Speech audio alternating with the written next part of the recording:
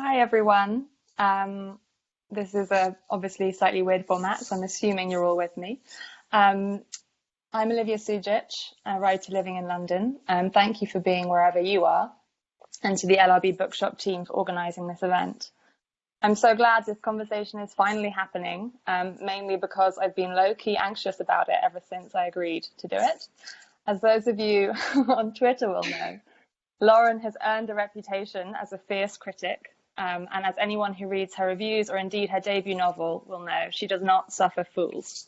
So I'm honoured to offer myself up as the fool in this discussion, hopefully a wise one, who will spend about 40 minutes asking Lauren questions before handing over to questions from the audience. So if you put them in the chat, then I can read them out. If you're not familiar with her work, Lauren Oyler's essays and criticism appear regularly in the London Review of Books, the New York Times, the New Yorker, Harper's, Book Forum, and other publications. She currently lives in Ithaca, New York, and before the pandemic hit, divided her time between there and Berlin. Fake Accounts, published today by Fourth Estate, is her debut novel. And for all the grim features of life under lockdown here in the UK, it feels extremely appropriate that this event to mark its launch is happening online. Links to buy it will be dropped at strategic moments into the chat, so look out for those and buy one if you haven't already done so. And I'm going to double down on the blurb I already gave for this book by quoting myself, which is that it's savage, shrewd, destined to go viral, and if the world does end soon, I'll be glad that I read it. So as a comedy of manners set between New York and Berlin, it tells the story of an unnamed narrator who discovers that her boyfriend runs a secret social media account used to promote conspiracy theories for his enthusiastic audience. After fleeing New York for Berlin, she goes on to devise her own deceptive social experiment, inventing characters to perform for a series of unsuspecting dates. She justifies this act as a purposeful critique of the system and a rebellion against an entire mode of thinking, which was not really thinking at all, just accepting whatever was advertised to you. It's typical of the novel that this sentence sounds both wise and like something a conspiracy theorist would say. But since advertising may distort reality and blurbs may be fake accounts themselves, I think the best way to begin is by asking you to read directly from it, Lauren. So would you just read the section we talked about from the very beginning? Yes, thank you so much, Olivia, and thank you to the LRB for having me. I'm very happy to be here. As I was saying before, I wish that I could actually be there eating the Guinness cake, but this is very appropriate. Okay, so this is the beginning of the book, which means I don't really need to give the plot summary, which has already been elegantly described by Olivia.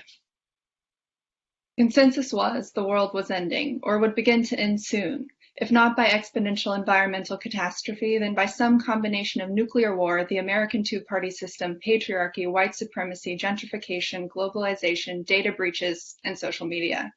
People looked sad on the subway, in the bars. Decisions were questioned, opinions rearranged. The same grave epiphany was dragged around everywhere. We were transitioning from an only retrospectively easy past to an inarguably more difficult future. We were, it could no longer be denied, unstoppably bad. Although the death of any hope for humanity was surely decades in the making, the result of many intersecting systems described forbiddingly well, it was only that short period between the election of a new president and his holding up a hand to swear to serve the people's interests that made clear what had happened, that we were too late. I didn't believe all this necessarily, though as the news got worse and more bizarre, I wavered. I've always been drawn to pragmatism, just not exactly a natural at it. As my brain says, calm down, my heart says, also weirdly calmly, a paradoxical comfort can be found in drama. It was and still is my official position, if you were to ask me at a party or something, that the popular turn to fatalism could be attributed to self-aggrandizement and an ignorance of history, history being characterized by the population's quickness to declare apocalypse finally imminent, despite its permanently delayed arrival. We don't want to die, but we also don't want to do anything challenging, such as what living requires, so the volubility with which certain doom was discussed made a tedious kind of sense. The end of the world would let us have our cake and eat it too. We would have no choice but to die, our potential conveniently unrealizable due to our collapse. Until such time, The idea that everything was totally pointless now was seductive, particularly as a mantra you could take advantage of when it suited you and abandon when life actually started to feel alarming. I myself was soon using it to indulge some of my naughtier impulses, by which I mean that in the first hours of a morning in early January, when the sky was still dark and the government still inevitably hurtling, I decided to snoop through my boyfriend's phone while he was asleep. I never really had the urge to go through another person's things before. After a few disappointing experiences with high school boyfriends' instant message histories, I learned that poking around the byproducts of other people's thoughts usually yielded the mundane, the predictable, and the unattractive. Even with men I respected intellectually, I never found myself caring enough to breach their trust. Before Felix, my boyfriends exuded the wholesome, loving, deep-down reliability of hot dads on television shows, despite being, as far as I knew, not hot, nor dads, nor on television. Another way of putting this is that before Felix, I had good taste. But over the year and a half we'd been together, Felix had revealed himself to be completely unrevealing, insisting over and over as I baited and nagged and implored him to tell me his innermost hopes, fears, and childhood-formed biases, either that there was nothing to tell, or, conflictingly, that he told me everything already and it wasn't his fault if I didn't remember. It was humiliating and typical, and per the usual narrative, I assumed he was hiding something, probably other women. Thank you so much. I think we get an immediate sense, and especially when you read it, of the narrator's voice in just those 3 paragraphs, as well, obviously, as lots of the novel's concerns, like groupthink and, you know, personal responsibility and so on.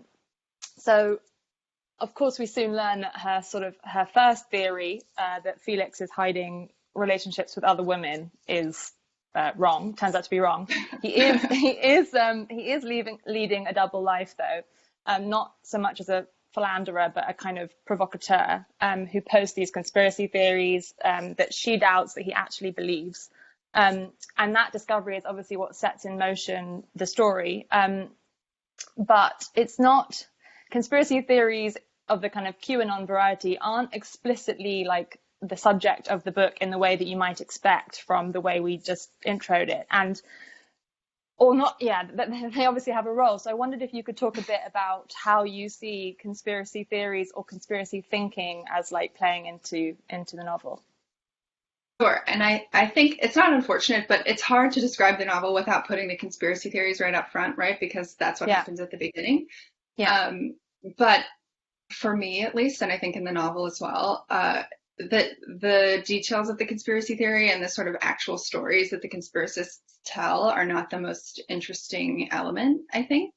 What's more interesting about them is the structure and how they work and how conspiracists, but also their followers, sort of relate to the story and relate to the fiction, not to put too fine a point on it, but relate to interpret the details of the conspiracy and how they link them to things beyond just their own personal experience.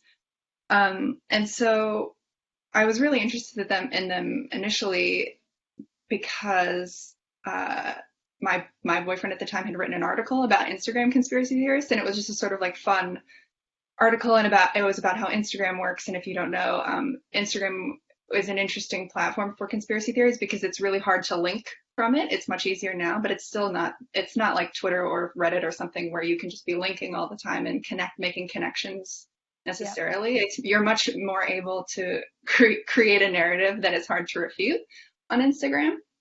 And what I was really fascinated by was whether the guys, and they were mostly guys, but I'm sure there were women too, who were running these accounts actually believed the conspiracy theories, because it just seemed sort of impossible that so many people would, particularly the more popular, like more controlled conspiracists. And I think what's frustrating about the narratives around them now is that it is really hard to determine how true these people think they are, and like if they're sort of being willfully deluded about their relationship to the conspiracy theories, or if they even want them to be true, and so they're trying to force them to be true, or how they understand both themselves and the things that they're saying. So that was really why I was interested in them. And I was interested in juxtaposing them with a sort of like normal millennial relationship not really millennial. It could be anyone, but a normal romantic relationship that's not particularly going well, and you feel sort of like you don't know the other person and you don't know what's going on in their head. So yeah, I mean, yes.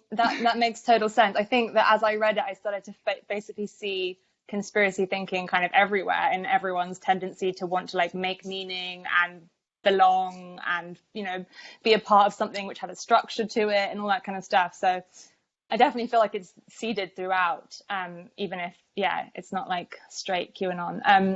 And actually, as I read, I guess I started to think of the ways that the critic has conspiracy theorist tendencies in the kind of, you know, well, we experience obviously everything in the book is through her eyes, and she's extremely kind of self-conscious and an extremely online narrator. And I think even if I didn't know your work before I came to this book, I would have kind of immediately thought of the mind of the narrator as having that critic's sort of faculty.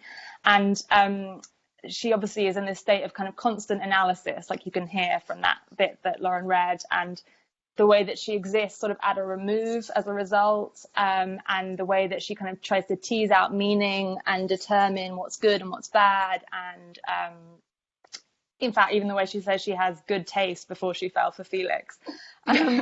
But for all of her kind of hedging and skewering, in a way, she kind of ends up missing the point of her own story, or being uncertain as to what the point is, or if there is one, or what her part in it is. And so there's lots of sort of defensive irony and kind of self-justification that goes on in this sort of tendency to, I guess, like preempt the judgments of the reader. But in all of that, I guess I sort of felt there was this sort of, I guess, moments of humility and kind of vulnerability, that she is sort of aware that she has these blind spots and that her own strategy ultimately has its limits. Would you agree with that? Yeah, I would. And I appreciate you noticing it, because I think I didn't want it to, it's quite hard to be like, oh, there's a little bit of vulnerability, but she's not having a sort of epiphany. She's not, having a tearful lesson and then sort of making, grand. It was important to me that she not learn any happy lessons. Also, I saw Naomi was saying that her computer, I was worried nobody was seeing this, because someone in the chat was saying, what time will this start? And I was like, so distracted by the horror that we've just been going on for 15 minutes and no one had seen it. Okay. Yeah, so I think that she has faith in the sort of analytical, critical approach to life that she has, but it's truly not leading her anywhere. It's leading her in this sort of elaborate, quite fun and entertaining, not a journey, but she's going all around in circles trying to figure things out. And she really is confident that she can figure things out in this sort of interpretive hermeneutic way. And when she keeps running up against various obstacles, whether they're online or in her personal life, she just turns around and goes to try something else. And it also fails, because she's sort of half-assing it in some ways, right? So I think about when she's trying to Google stalk Felix after she's figured out that he is a conspiracy theorist, and she's trying to sort of figure out if he has more of an internet footprint than she had been led to believe. And she looks at 15 different websites. She's on Reddit, but she's also on weird 4chan, 8chan, DeviantArt, any website that she can think of, basically, to try and find a clue about Felix. And he just stymies her, because he just didn't let it happen, right? And I think part of what I was getting at with this sort of aggressively critical and aggressively interpretive narrator is this confidence that we all have now, that we can figure anything out if we just have the right tools. Because it's true, she ends up, not to give too much away, but she ends up getting really fooled by and sort of almost betrayed by this attitude that she has. And I think too, we can all be sort of susceptible to thinking that the most negative interpretation of an event, or the most elaborate and sort of grand interpretation of an event is the right one. But often it's true that the most banal, the most banal, stupid, and kind of embarrassing interpretation is more accurate.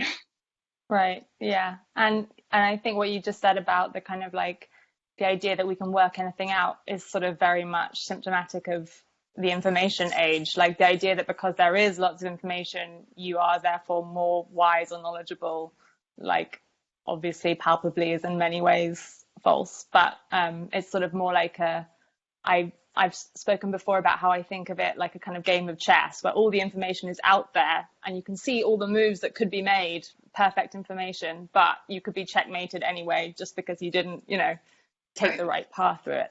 And I wanted to talk about the idea of fake or fakeness related to that, because I think you and I both agree that the way we spend our time, whether it's online or offline, is how we are spending our time. And so even if we're like parodying something or being ironic or performing a version of ourselves online out there or whatever that doesn't correspond to how we really feel or think or act in private, that's not taking place in a vacuum. So it is like really happening, and it does say something very real about somebody's character. So I sort of kept noticing how the narrator finds herself doing things that she thinks of as uncharacteristic. So she's not the kind of person that goes through someone's smartphone, but she does. She's not the kind of white person who gentrifies in Brooklyn, but she does. And she's not the kind of woman to go on the Women's March, but she does. And she's not the kind of person to be an expat in Berlin, but she is. And same with, the pub crawl, the tourist pub crawl, and the writing of the fragments that she hates, and so on. And she does all these things that she kind of deplores when other people do it. So how much did you kind of want the reader to sort of feel like the narrator was kind of giving a fake account of herself in that sense? Yeah, I mean, I think there is something I think there's something true to that attitude, which is to say, at least from my perspective, I often find myself summarily rejecting things about modern life that I hate, and then sort of not having to participate in them anyway, but sort of like being in a position where it's not really necessary or particularly interesting to refuse. So I think you can interpret it in a number of ways, and there's the sort of very political, like Gen X, you should be resisting the lifestyle that you reject or dislike. But I think there's also just a sort of practical description of what life is like for many people, which is that it's very easy to sort of hate everything. And then I think one of my experience a lot when I hate things is that I want to understand how they came to be, right? And I'm like, why does this exist? Why is it like this? And then the only, the best way to try and figure that out is to experience it for yourself. This is detrimental to me, my life, and my, emotional state and my mental health a lot of the time. But I think there is, method act. I mean, there is something sort of not vulnerable, but like I think wanting to understand things is an inherently vulnerable position to be in. So I think from that way, the narrator, it goes back to what you were saying earlier, the narrator is sort of being vulnerable in that way, and she's not so, she's not a conscientious objector. She's not a dropout. She's not, off the grid. She is fully immersed in this thing that she's critiquing, which I think is kind of important if you're going to make a sort of solid critique for you to really understand. Yeah, there's so many writers who are like, I hate Twitter. Twitter is awful, and they're just like, they've never been on Twitter. And I'm like, you don't even know how bad it is. You don't even realize. So I was saying before in our green room chat that I obviously I appreciate all my reviews, but I bristle a little bit when people call my novel a satire, because I'm like, no, you don't understand. This is happening right now on your computer. This is totally a real novel. Yeah. Yeah. Oh, I'm telling you, I'm screaming. Pay attention to the internet. Oh, well, let's hope so. I mean, I what you just said actually as well in terms of vulnerability, I think at the event you did the other evening with Emily Gould, you mentioned that the working title for this was For Attention. Is that right? Yeah. Yeah. Which I think is a good one. And so obviously she pays a lot of attention to these things that she loathes, and as a critic, and is desperate for attention herself, in terms of like exposure online and through her work as a writer. Like, it gives her that kind of dopamine hit that everyone listening to this, I'm sure, can relate to. But for all of her many followers and all the attention that she gets, she doesn't feel, for want of a better word, sort of seen, in the sense of being understood, even if only to be kind of called out, I guess, which is sort of sad. And so I'm thinking of that section when she goes for dinner with her friend Emily is it Emily? No, Jane in New York. Jane, yeah. Sorry, I'm thinking of Emily Gould. And she has this conversation. They used to be really intimate, but now Jane can't really like interpret her sadness very well, and ends up sort of saying all these like pat, slightly rote things like, oh, it sounds like you should see a therapist or whatever. And I guess it seems to be this sort of feeling of alienation that isn't despite the attention, but almost like because of it, because it's this like misinterpretation of her that kind of drives her to go to Berlin, where at least she's sort of supposed to feel alienated because there's this language barrier, she doesn't know anyone, everything's foreign, and so on. And she's on a different time zone, so none of her like tweets are kind of met with much response from back home. So I wondered if you could just say a little bit about that, like, it being less jarring to feel alienated in Berlin, or like, and so on. Is that alienation, I guess, is that why she's writing the book, do you think, or is there another reason? I mean, I think that, sure, we can say that, yes, that's why she is writing the book. But I think that she is, it's a reciprocal exchange, right? The people that she's around are sort of giving her these sort of like rote cliche therapy, like, I'm sure that was really hard for you, kind of worksheet style responses when she tells them that, she tells them something about Felix. We can say Felix dies. This is in many of the reviews. He dies before she can break up with him. And so she is having this, it's just hard to talk about it. And also I give away things when I review. I think particularly the ends of books are very important. So I always try to talk about them when I review them, particularly for the LRB. Anyway, so it's only fair that I spoil my own book. So she wants to break up with Felix and sort of like best him by saying she'd found out that he's a conspiracy theorist, but before she can do that, he dies in a bicycle accident. So she's bereft, and she can't really talk to any of her friends about it because she doesn't want to tell them that he had been secretly a conspiracy theorist. And she also sort of wants to say, oh, I was going to break up with him anyway, but she doesn't want to seem callous because he's died. And so people have this sort of very sentimental relationship to him because he's just died. And they're like, oh, I'm so sorry. That's terrible for you, but I don't want to talk to you about it. I'm going to buy you a cocktail, and then I'm going to go back to my own life.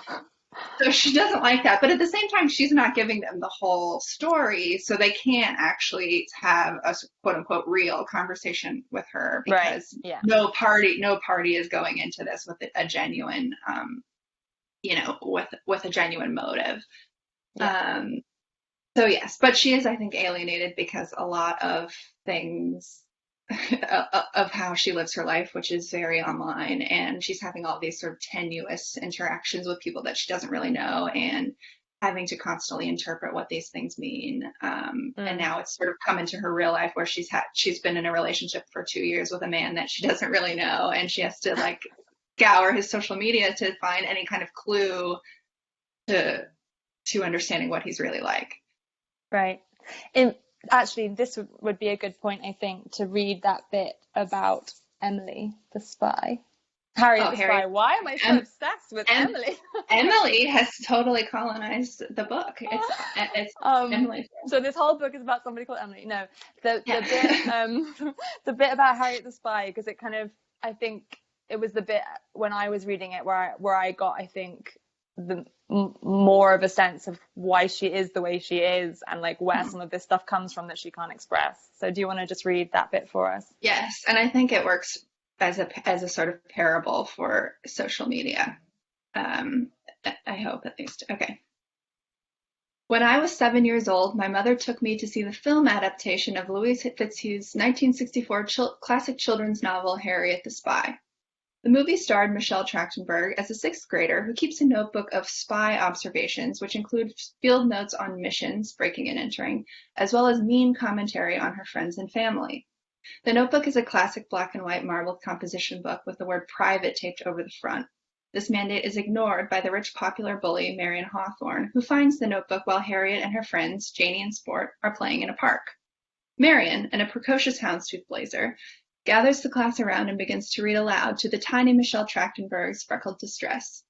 The only thing more pathetic than being Marion Hawthorne, Marion begins in her taunting nasal sing-song, is wanting to be Marion Hawthorne. Janie and Sport try to stop her, but their entreaties only spur Marion to flip the pages detailing their own shortcomings. Janie really creeps me out. I wonder if she'll grow up to be a total nutcase. Sport is so poor he can't even afford food. Why can't his father get a real job? If I was the boy with the purple socks, I'd hang myself, etc. Harriet's friends abandon her, joining a collective spy catcher club to prevent her from carrying out her missions. Her parents confiscate her notebook after her grades drop. Eventually, there's a Carrie-esque scene involving blue paint. Harriet begins to enact cruel, specific revenge made possible by her sleuthing campaigns on all the kids individually, deepening their animosity toward her. It sounds dark, and it is. The resolution happy ending only arrives after Harriet's former nanny, Rosie O'Donnell, advises her to apologize to everyone and to lie about how she didn't really mean the cruel things she had written. When I saw this movie as a child, I didn't take away the lessons intended, which were that lying or omitting the truth is sometimes necessary to maintain friendships, and that if you're going to keep a private notebook, you should probably be careful about where you leave it. Instead, I began to fantasize about undergoing Harriet's dramatic ordeal myself. The idea that everyone I knew might care about my private thoughts was appealing, as was the possibility of people knowing my negative internal monologue without my having to tell them. When the class became obsessed with making Harriet miserable, all I could see was that they were obsessed. I asked my mother to get me a black and white composition notebook and began to write down all the mean stuff I could think of. My report focused specifically on one friend, Kayla, who lived down the street. I wrote that she had stringy hair and that I never had fun when my mom made me spend the night in her house. We had recently begun painting our nails ourselves, and I wrote that I found it disturbing that she painted her toenails with horizontal strokes instead of vertical ones. A day later, I went over to Kayla's house with my notebook ostentatiously guarded at my chest. "This is my private notebook," I told her. "I got it yesterday. You can't look at it." She asked what I wrote in it. "None of your business," I said. After we spent some time on her swing set, I left the notebook in the yard and went home. Soon after, my mother received a call from Kayla's mother saying that Kayla had read my abandoned private notebook and was crying. I can't remember if I was punished. It's possible I wasn't. But I do remember panicking as soon as I realized that what I'd done would have consequences beyond being sent to my room. I had ceded my thoughts in exchange for becoming the focus of attention, and now I had less control over who I was to other people. Kayla and her mother would forever see me a certain way, as a careless little bitch who didn't know what she was talking about. But a careless little bitch who didn't know what she was talking about is not as bad as what I actually was. Someone who would rather other people think of her as a careless little bitch who didn't know what she was talking about than not think of her at all. Oh, I find that so devastating, even though it's so funny. It's so sad. I know, it's very sad. It makes me want to go back to that film, but equally not sure if I can take it right now. I can basically only cope with like Attenborough documentaries at the moment anyway. Yes. It's so sad. That's about the beauty of life, where this is about the lack of beauty in life, I think. Yeah, although now they're all becoming quite doomy about, imminent apocalypse as well, so they're not really much of a escape anymore. But this section is obviously from the kind of parody of the fragments bit of the novel, and there's lots of times you play with form and structure and so on in ways that emphasize the book's own construction. So there's obviously signposting for like beginning, backstory, middle, something happens, middle, nothing happens, climax, end. Is that right? Yeah. And there's this like sex scene kind of thing, which I really enjoyed. And there are obviously these kind of autofiction elements, like your profile picture, anticipating someone might Google you or already know what your profile picture is and so on, is the same as the narrator's. And then there are these kind of other like postmodern elements, but then there are also kind of Jane Austen elements, and there's the kind of like Sophie Calle experiment with the dates, where there's all these kind of different textures, I guess. And I just wondered how you arrived at that interplay, like if you knew you wanted to involve them all, or if they just came naturally, or kind of is it sort of to make a point, so on. I think it all sort of came natural. I didn't really plan much of the book. I planned the plot. I had the whole plot figured out. Not the whole plot. There's 2 twists, so I had the 2 twists figured out. And then I sort of wrote straight through. And I think, or I hope, that there's this sort of like free, liberated element to all the structural, formal experimentation in the book, because, and I think that just practically comes from the fact that I didn't plan it, and I just sort of came up with it while I was writing, and just thought about it, thought it was a good idea, so I kept it. And I think it works in part because it's so responsive. So she's so analytical, and she takes an input, and she examines it from all sides. And so you could say that it's not very propulsive, but I think there's like a drive to understand things that this experimental stuff comes from. And so I think that it keeps you very surprised, because I was surprised. I think Zadie Smith says something to this effect in one of her craft essays, where she's talking about how she has no idea what she's going to do before she writes the book. And is that the one where she talks about building the floors of the house before, like stairs that lead to nowhere kind of thing? Yeah. And I think it can't go wrong, but I just hope that it works. I can't remember what the question was. Well, it was sort of about how conscious it was that you wanted to bring in all of these different kind of this interplay of different elements, and I think it does really seem like that it's almost like a kind of, it almost has that scientific theoretical approach, like I'll try this method, I'll try that method, and like that kind of prismatic way of looking at this same question to get kind of closer to the truth. Yeah, and I think it is a little bit desperate too. Like there is this sort of like, she needs something to work, even though she doesn't think any of these things is going to work out. And when the fragments come up, so she's moved to Berlin, and she's walking around. She has a babysitting job, and she pushes babies in a stroller. She's listening to a podcast, and someone is describing how they wrote their own novel in fragments. She's like, I hate that. Like, I hate this. It's so trendy. I hate it. Then she's like, well, maybe I'll try it and I'll see if it makes sense. And she's clearly not trying it in particularly good faith, but I do think she's like searching for some kind of organizing principle in her life. And so I tried to reflect that in the various structural things as well. That definitely came across, I think, that idea that like forms that kind of contain and give you that sense of like, I know what I'm supposed to do now. It's to cut the sentence off and begin a new section. Or I guess was that part of why like the kind of health insurance forms and all those kind of like forms of filling in information, structuring type things are in there too? Yeah, I think it's other, you need in life arbitrary organizing principles, and you certainly have to, like, filling out a form and having a due date for a form can lend your life much greater form than just, the actual piece of paper that you're filling out. And I think for her particularly, she's moved to Berlin for kind of no reason. And she's searching for some sort of like bigger, something that's going to lend her life significance or like make sense of all this stuff. So she's moved to Berlin, and then she gets there and she's like, I don't have a reason to be here.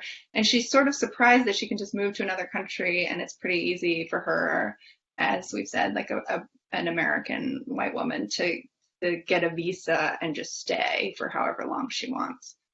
And the health insurance form that she sort of melodramatically deals with trying to figure out for much of that section is her like last, a connection to the real world or whatever, or to some sort of like stable reality that she wants to be a part of. Yeah, and I guess there's something kind of reassuring about those constraints because I mean, I guess it's a bit like the tweet, like having that whatever limit to your characters, but also like the format of it, like all of the it's like really reassuring to know how to speak in that tone, that like there's like a Right, meme that you can play with, like it's a way to be creative, but obviously it's also a way to feel like you kind of belong in within the structure. right. Um, so I will very shortly I can see that there are 48 comments that I haven't looked at because I'm looking at my phone, but I will at some point look at them. But I just wanted to ask you one more question before we sort of turn it over. Um, and it's about criticism because obviously it's relevant, but also, this is an LRB event and you write a lot for the LRB.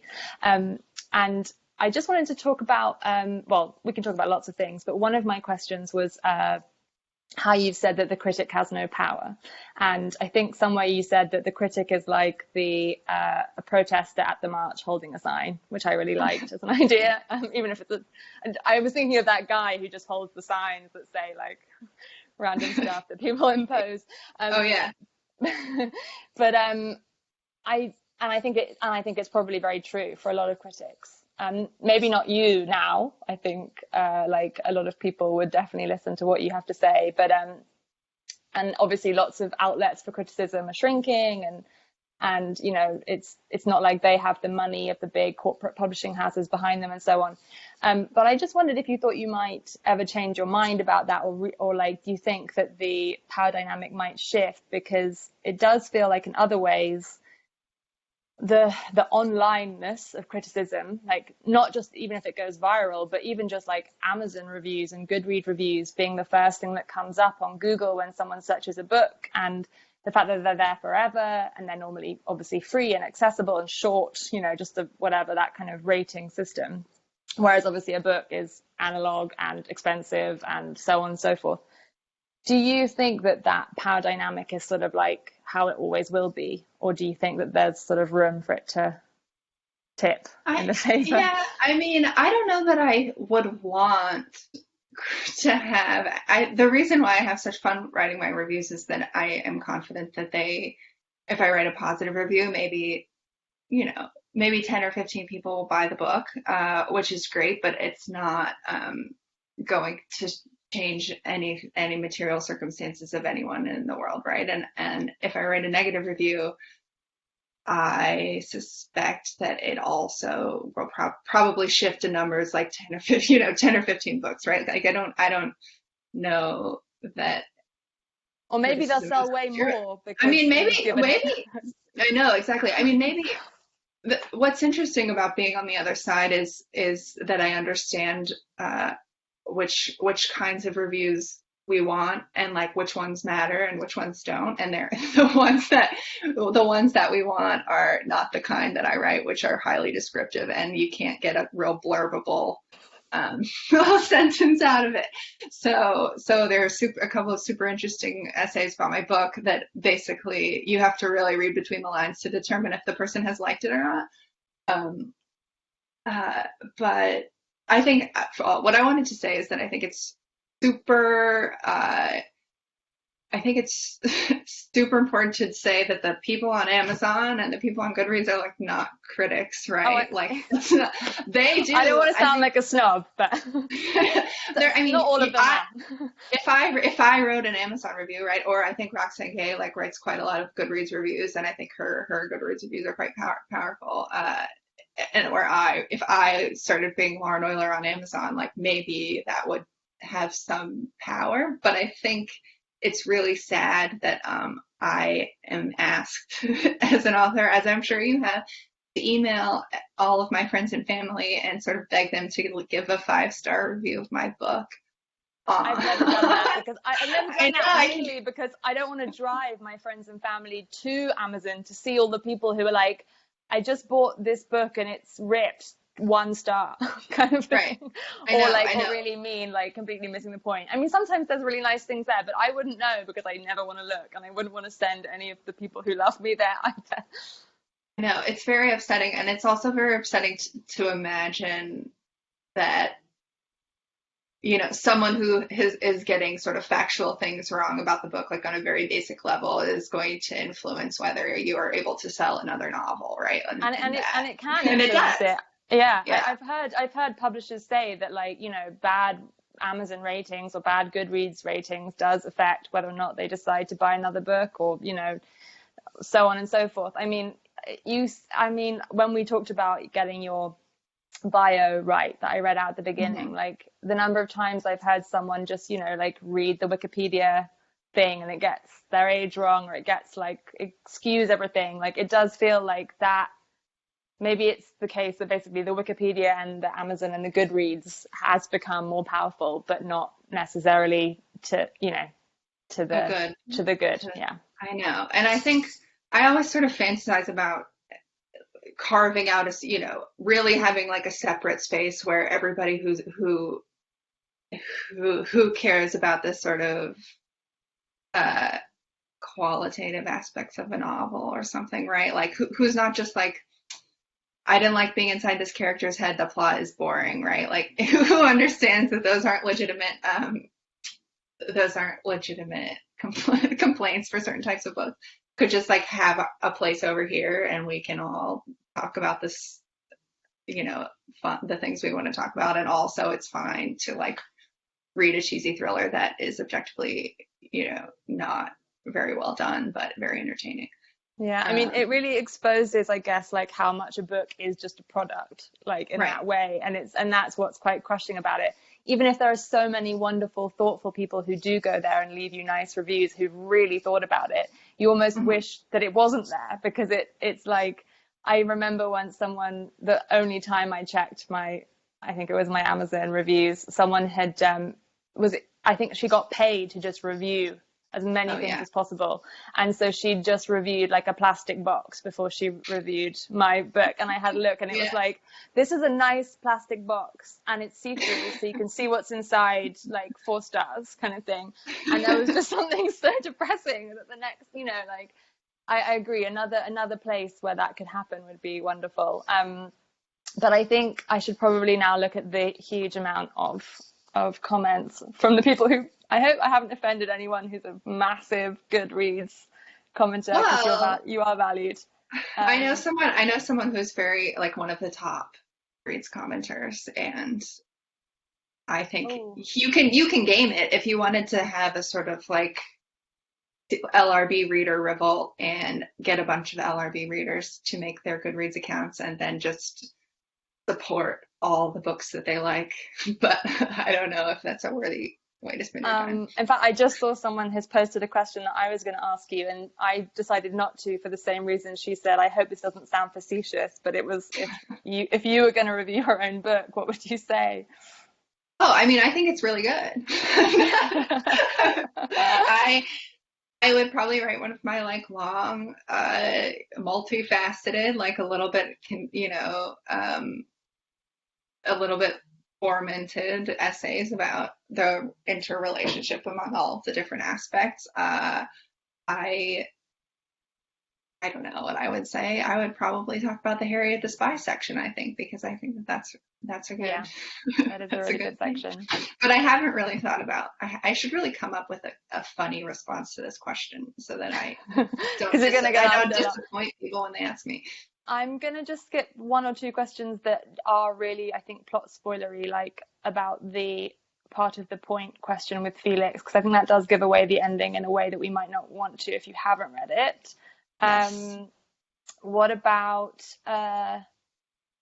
Alex McDonald is asking about the self-awareness of the narrator and the kind of breaking of the fourth wall, and why was that important? Well, I think that hi Alex also. I think the last time I saw Alex was he was walking by the LRB bookstore outside the window. And I think that it. And you broke the fourth wall to say hello. Yeah. Well, I think if self-awareness is going to be one of your themes, which it is for me, it's important to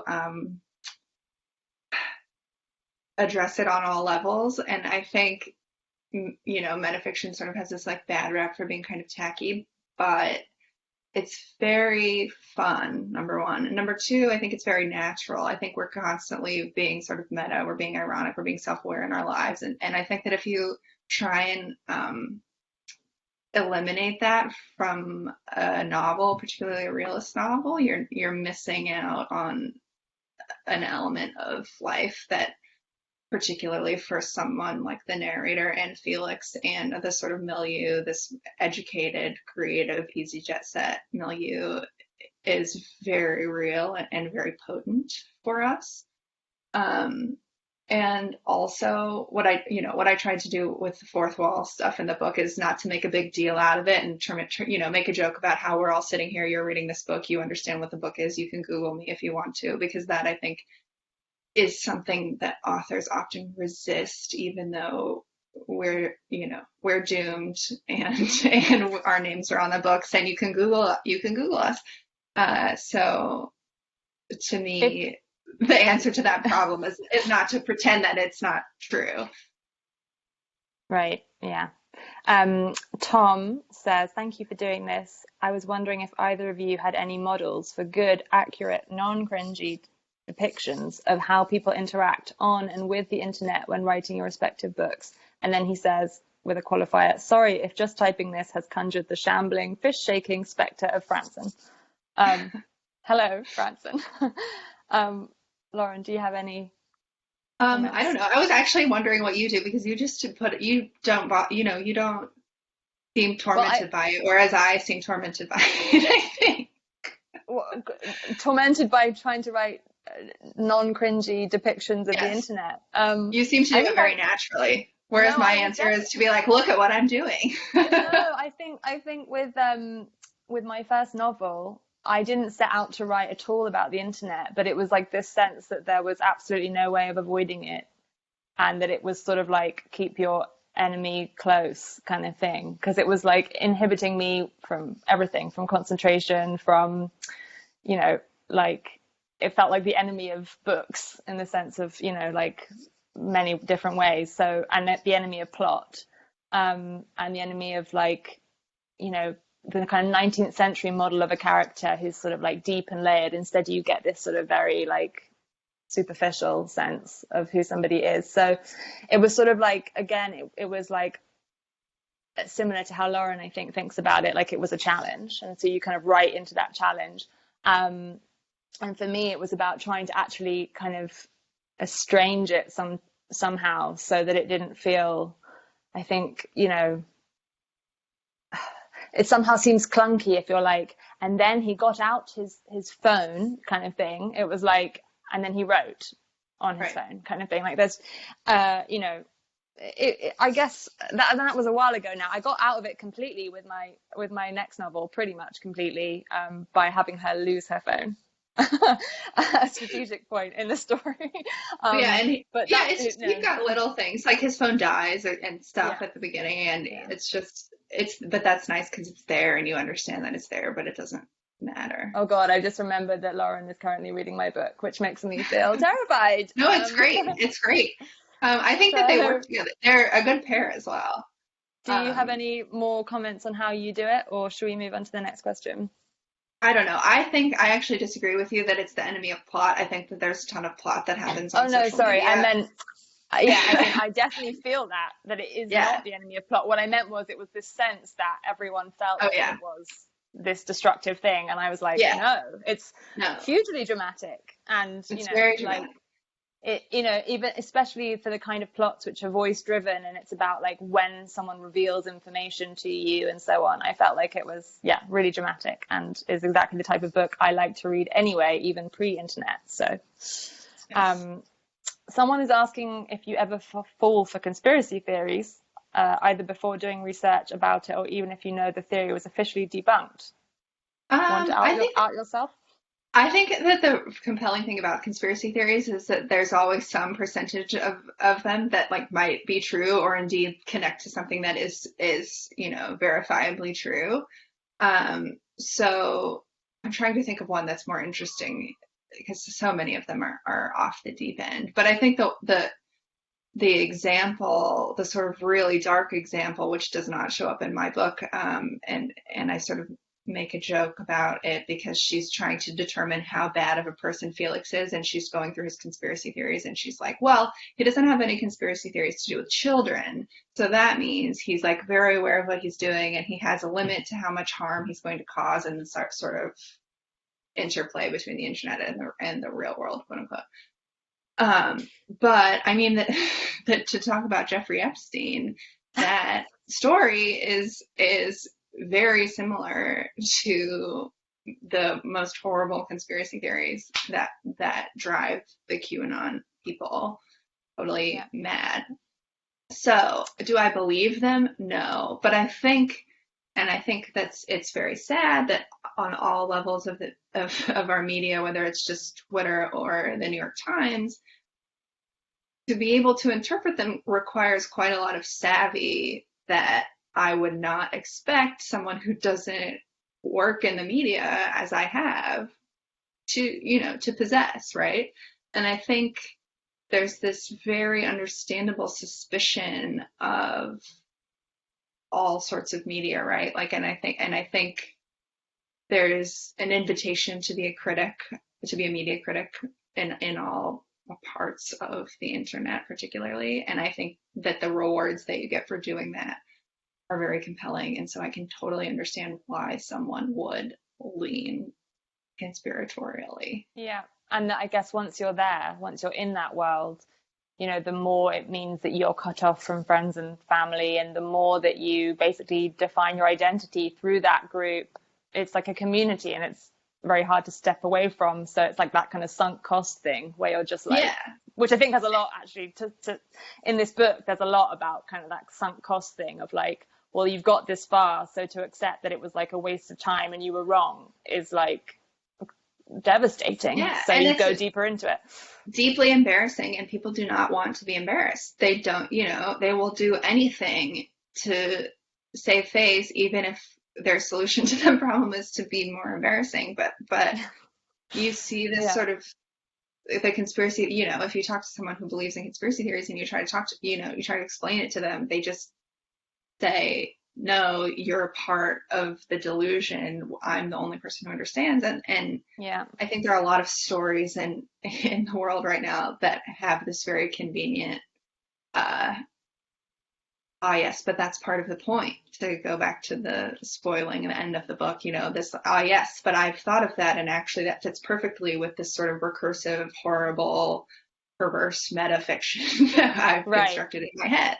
Yeah. Yeah, and that kind of, when you talked about Instagram being a kind of even more like hermetic version of that, like that is basically what the conspiracy theory is. It makes everything very small and manageable, and like there's basically one or two conspiracy theories that answer everything, and if you get into one, you kind of get into all the others, and it like makes everything like living in a village again, in a way. Like it kind of just and it kind of ends up, I think, making everything very solipsistic, because it all goes back to the same thing. I don't believe in them, but I agree. No, of course, yeah. And then there's lots of questions sort of to the same effect, maybe as some of those ones. But what about, did you learn to speak German while in Berlin? If yes, how did acquiring a language while writing a novel affect your writing? If no, was it because you were too focused on writing in English, or was it not really a conscious choice? Okay, this is a great question. I learned German. My German is the weirdest level of German. I've never met anyone who speaks the level of German that I speak, which is like competent, strong, medium German. So I can like understand quite a lot of things. I'm very, self-conscious about speaking. And I continue to take the same high intermediate level class like once a year. I'm currently in 2 German classes. So I'm maintaining a connection to German without being very good at it. When I lived there from 2012 to 2014. I just finished university, and nobody that I knew was really speaking German in a serious way. And there is a little moment in the book where the protagonist's German roommate, she says, the protagonist says, well, I guess if I'm going to stay here, I should learn German. And the German roommate says, why? English is better. And I think that it's quite hard to learn German in Berlin. But I didn't write this when I was in Berlin. I wrote this like 3 years after I left. So from that rang standpoint, very true for me in terms of I had so many friends from school who at some point went to live in Berlin because of obviously the cheap rents and, actively tried to learn German and were just rebuffed at every turn by yes. these perfect English speakers. But, I also remember a lot of them ended up working for this like telemarketing, like telephone sales company. Oh, yeah. I think it was mainly I think a company that did period pads and old people's underwear, Yes.